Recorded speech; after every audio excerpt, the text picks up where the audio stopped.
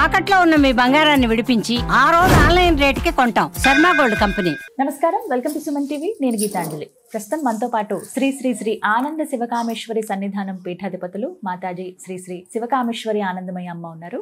వారితో మాట్లాడదాం. అమ్మ నమస్కారం. నమస్కారం తల్లి. శ్రీమాత్రే నమః. శ్రీమాత్రే నమః. ఎలా ఉన్నారమ్మా? బాగున్నాను, మీరు ఎలా ఉన్నారు? చాలా బాగున్నాను. అమ్మవారి దయ, మీ ఆశీస్సులు. అమ్మ, పోలీస్ వర్గం ఒక కథ ఉంటుంది, అది చూసి అది విని మనం చాలా నేర్చుకోవచ్చు భక్తి పరంగా అని విన్నాను. మీ ద్వారా ఆ కథ వినాలనుకుంటున్నాను. అలాగే ఇప్పుడు అమావాస్య అయిపోయిన తెల్లారే కదమ్మా? అవును. మరి ఆ రోజున విధిగా అందరూ ఆచరించవలసింది ఏంటో కూడా వివరించండి. తప్పకుండా తెలియజేస్తాను. యాదేవి సర్వభూతేషు కాంతి రూపేణ సంస్థిత. నమస్తశ్చై నమస్తశ్చై నమస్తశ్చై నమో నమః. సుమన్ టీవీ వీక్షిస్తున్న ప్రేక్షకులందరికీ శ్రీమాత్రే నమః. పోలీస్ వర్గం అంటే ఈ నెలంతా మనం దీపారాధన చేసుకుంటాం కదమ్మా. ఈ దీపారాధన చేసుకున్న తర్వాత ఆ పోలిని, ఆ దీపాన్ని స్వర్గానికి పంపిస్తూ ఉంటారన్నమాట. దాన్నే పోలీస్ స్వర్గం అంటారు. ఆ రోజు నదీ స్నానం చాలా శ్రేష్టం. నదిలో స్నానం చేసి చాలా మంది నదిలోనే దీపాలు వదిలేస్తూ ఉంటారు. లేదా తులసమ్మ దగ్గర పూజ చేసుకుని ఆ పోలి పూజ చేసుకుని ఆ అరటి డప్పులో దీపాలు పెట్టి ఆ కథ చదువుకుని నీళ్లు పెట్టి నీళ్ళల్లో వదిలేస్తూ ఉంటారు. ఆ రోజుతో మన నెలంతా దీపారాధన చేస్తాం కదా, ఆ రోజుతో ఇంకా అయిపోయింది అని చెప్పడమే ఈ పోలీస్ వర్గం అన్నమాట. దీనికి ఒక చిన్న కథ కూడా ఉంటుంది. ఒక అత్తగారికి 5 కోడళ్ళు ఉంటారు. ఆఖరి కోడలు పోలమ్మ. ఆవిడ చాలా భక్తురాలు అనమాట. పెళ్లి కాకముందు చాలా భక్తిగా చాలా అర్చనవి చేసుకుంటూ ఉండేది. వివాహం అయిన తర్వాత అత్తగారు కూడా పూజలు అవి బాగానే చేస్తుంటే కోడలు తనకన్నా భక్తురాలని చెప్పి పూజలు అవన్నీ మాన్పించేస్తుంది. ఏమీ చేయనీకపోయేసరికి ఇంట్లోనే ఉంచుతుంది. పెళ్లి కాకముందు తన భక్తి, తన అర్చన అంతా కూడా పాపం ఏమి చేసుకోవడానికి ఉండదు. ఈవిడేం చేస్తుంది, 5 కోడళ్ళు కదా, మిగిలిన 4 కోడళ్ళని తీసుకుని గుడికి వెళ్ళి అన్ని పూజలు చేసుకుంటుంది. 5వ కోడలికి ఆవిడకి ఎక్కడ పేరు వచ్చేస్తుందో ఈవిడికి మహాభక్తురాలని చెప్పి ఇంటి నుంచి కదలనిచ్చేది కాదు. ఎప్పుడు చూసినా పని పని పని.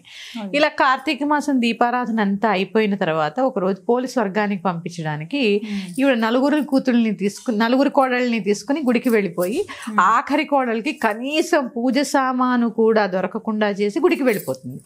ఈవిడ అలా బాధపడుతూ వెన్న చిలుకుతూ ఉంటుంది. వెన్న చిలికి సరే అదే బాధతో ఇంకేం చేయగలమని బావి దగ్గర స్నానం చేసి, పత్తి ఉంటుంది వాళ్ళ ఇంట్లో, పత్తి చెట్టు, ఆ పత్తి చెట్టు నుంచి పత్తి తీసి చిలికిన వెన్న ఉంటుంది కదా, ఆ వెన్నతోటి దీపాలు చేసి దీపం వెలిగించి అదే స్వర్గానికి పంపిస్తుంది అనమాట. ఆ రోజు చెప్పేసరికి ఆవిడకి ప్రాణం ఉండగానే పుష్పక విమానం పంపిస్తారనమాట. అదే బొందుతో కైలాసం వెళ్తారంటారు కదా, ఇదే అనమాట కదా. పంపించేసరికి చక్కగా ఈవిడేం చేస్తుంది, శివుడు వచ్చాడని, అసలే భక్తురాలు కదా, అన్నీ త్యజించేస్తుంది, వెళ్ళిపోతూ ఉంటుంది. ఈ లోపల ఈ 4 కోడళ్ళు అత్తగారు కూడా వస్తారు. ఈవిడ వెళ్ళిపోవడానికి వీర్లేదు. ఈర్ష్య, అసూయ, ద్వేషాలు ఎలా ఉంటాయి చూసామమ్మా ఇక్కడ. అన్ని దాంట్లోనూ ఉన్నాయి.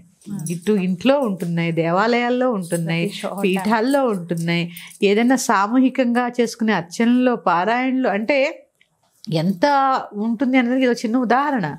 పాపం ఆవిడ వెళ్ళిపోతూ ఉంటే ఎక్కి ఆవిడ కాళ్ళు పట్టుకుని అత్తగారు వెనక్కి లాగడానికి ప్రయత్నం చేస్తే మిగిలిన 4 కోడళ్ళు కూడా అత్తగారు కాళ్ళు పట్టుకుని కిందకి, అంటే ఆవిడ కిందకి పడిపోవాలని. అప్పుడు దేవతలందరూ కూడా వీళ్ళు పనికిరారు అని చెప్పి వాళ్ళని వదిలేస్తే ఆవిడ స్వర్గానికి వెళ్ళిపోతుంది. అదే పోలీస్ వర్గానికి పంపేయడం కథ అన్నమాట. దాన్నే పోలీస్ వర్గానికి పంపిస్తాం అంటూ ఉంటారు. అలాగా మనసు ప్రధానం. ఏదైనా అదే చెప్తాను. దీంతో ఇప్పుడు ఆవిడ ఏం చేసింది, చిలికిన వెన్నతో పెట్టింది. నువ్వుల నూనె వేయాలా, విప్ప నూనె వేయాలా, ఆవు నెయ్యి, దీంట్లోనే మన జీవితం గడిచిపోతుందమ్మా. ఏమీ లేదు, వంట నూనె పోసి కూడా దీపారాధన చేసుకోండి మీ దగ్గర ఏం లేకపోతే. భక్తి ప్రధానం, డబ్బులు ఖర్చు పెట్టడం ప్రధానం కాదు, భక్తి ప్రధానం. చిలికిన వెన్నతో దీపం పెట్టింది. ఆ వెన్న కూడా ఎలా ఉంది, ఆ కవ్వానికి ఉన్న దానికి తీసి అంటించి వెలిగించింది ఆవిడ. అంటే అక్కడ ఏంటి, ఆవిడ భక్తి, ఆవిడ పెట్టిన త్రికరణ శుద్ధిగా ఆవిడ వెలిగించిన దీపం ఆవిడ స్వర్గానికి తీసుకెళ్ళింది.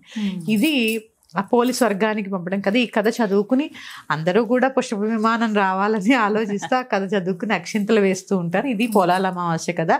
కుదిరితే చక్కగా అందరూ నది స్నానం చేయండి. నది స్నానం చేసి దీపదాన బ్రాహ్మణులు ఉంటారు అక్కడ. ఇప్పుడు తెల్లారితే పాడ్యమి అనగా చెయ్యాలమ్మా. కార్తీక అమావాస్య తోటి అక్కడికి దీపారాధన, అమావాస్య సాయంత్రం కూడా దీపాలు వెలిగించాలి కదా, వెలిగించి పాడ్యమి రోజు ఉదయం బ్రాహ్మీ ముహూర్తంలోనే సూర్యోదయాత్ పూర్వమే చేయాలి. సూర్యోదయం అయిన తర్వాత ఇంక చేయకూడదు. అంటే దాదాపు 5 లోపల అయిపోవాలి. 21వ తారీఖు కదా, 21వ తారీఖు వచ్చింది. కుదిరితే నది స్నానం చేసి చక్కగా నదిలో దీపాలు వదిలేసి బ్రాహ్మడికి స్వయం పాకం దీపదానం ఇవి 2 చేసుకోవడం చాలా ఉత్తమం. చాలా మంచి ఫలితాలని ప్రసాదిస్తుంది. అంటే నెలంతా చేసిన దీక్ష అంతా కూడా ఆ పుణ్యం ఎప్పుడైనా కూడా అమ్మ, ఏదైనా పూజ చేసినా దీపారాధన చేసినా ఆ పుణ్యాన్ని ఎప్పుడు మనం ఉంచుకోకూడదు. ఒక పూజ చేస్తే ఏ దేవతకైతే పూజ చేసామో ఆ దేవతకు సమర్పించేయాలి. మన యోగ్యతను బట్టి ఫలితాన్ని వాళ్ళు ప్రసాదిస్తారు. అందుకే ఆఖరిలో చెప్తారు కదా, మంత్రహీనం, క్రియాహీనం, భక్తిహీనం, శ్రద్ధాహీనం, ద్రవ్యహీనం. ఇప్పుడంతా ద్రవ్యహీనమే జరుగుతుందిగా. ఇది లేకపోతే అక్షంతలు వేసి నమస్కారం చేసుకుంటాం. అందుకని ఇది లేదు అది లేదని బాధపడద్దు. ఇవన్నీ కూడా, ఇది లేకపోయినా నా త్రికరణ శుద్ధిగా నీకు పూజ చేశాను, ఇవి నువ్వు స్వీకరించి నా యోగ్యతని బట్టి. అందుకే శంకర భగవత్పాదులు ఏం చెప్తారు, కుపుత్రో నాజాయితే క్వచిదపి కుమాత అనభవతి. చెడ్డ కొడుకుంటాడు కానీ చెడ్డ తల్లి ఉండదమ్మా ఎక్కడైనా. నా యోగ్యతను చూసి నేను చేసిన తప్పులు క్షమించి నాకు వరాన్ని ప్రసాదించు. కానీ మళ్ళీ అదొకటి చెప్తాడు ఆయన, ఏంటి, నేను మళ్ళీ తిరిగి ఇలాంటి తప్పులు చేయను అని కూడా స్తోత్రంలో ఉంటుంది. ఇది కూడా మనం గ్రహించాలి. అందుకని త్రికరణ శుద్ధిగా ఉండడం ముఖ్యం. చక్కగా నది స్నానం చేసుకోండి, ఈ కథ చదువుకుని అక్షతలు వేసుకోండి. కుదిరితే నదిలో దీపాలు లేదా చిన్న టబ్బు పెట్టుకుని టబ్బులో ఇంటి దగ్గర వదిలేయచ్చు. లేదా దేవాలయాల్లో ఇప్పుడు పెడుతున్నారుగా, సామూహికంగా కూడా వదులుకోవచ్చు. ఇది పోలీస్ వర్గానికి వెళుతున్న కథ. ఈ నెల నవంబర్ 21వ తారీఖున వచ్చింది. ఈ విధంగా చేసుకోండి. ధన్యవాదాలు. ధన్యవాదాలు. శ్రీమాత్రే నమః.